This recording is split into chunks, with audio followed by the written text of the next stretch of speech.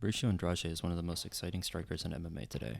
Previously competing in kickboxing and Muay Thai, Andrade switched to MMA full-time around 2020 and captured ONE's MMA bantamweight belt.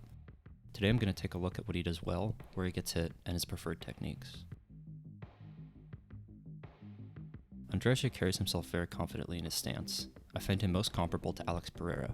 They're both very upright with a slight bounce, along with a calmness and composure. They don't overreact to feints, and they are clearly comfortable seeing strikes coming.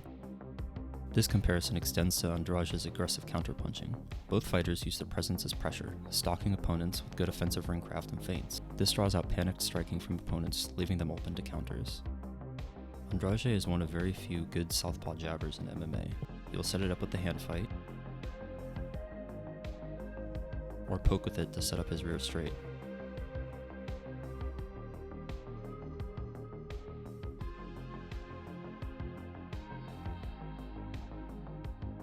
He can also force an overreaction, hop back, and counter.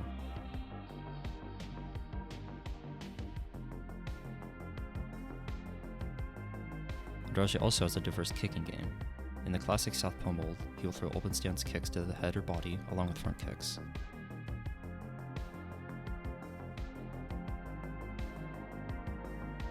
Feinting kicks adds to confusion and dulls reactions. Andrade's signature technique is the intercepting knee to the body. He is one of the most effective at it in MMA today, landing it cleanly in almost every fight. Most knee highlights we see in MMA are jumping switch knees to the head, which take both space to throw and are relatively telegraphed. Andrade instead knees as his opponent throws, trying to catch them mid-strike to their unprotected midsection. He especially loves to time these on overhands. Landing a knee to the body is easier and more impactful on the open side, where it lands into the organs instead of catching the more heavily muscled side or back. This preference to land on the open side means he chooses to use switch knees in a close stance matchup, something he will never do in open stance. Andrade is comfortable in both southpaw and orthodox, but doesn't switch mid-combination like many modern stance switchers. Instead, you see maybe one or two switches in an Andrade fight, often signifying a pace change. This is most clear in the Lineker rematch. Andrade starts orthodox until switching to southpaw in round 4, where he raised the aggression and output, ultimately forcing Lineker to retire in the corner at the end of that round. Andrade can struggle with what is often referred to as tall man defense. His reaction to strikes is almost always to pull back and pull his head away. His good vision for incoming strikes and distance management keep him safe most of the time, but the most consistent shots landed against him come as he retreats from an initial strike. Lineker especially had success in both of their fights by shifting through on a second strike, chasing Andrade back and catching him pulling away. Andrade's body and legs are particularly exposed in these moments.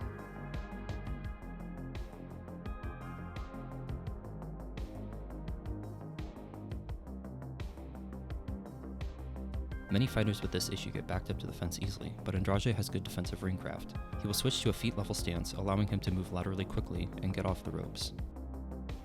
Andrade fights UK Nakmoy Jonathan Haggerty on October 6th for his return to kickboxing. Haggerty is coming off a big win over Nongo, giving Andrade a well-deserved chance to capture more attention and become a champion in two sports.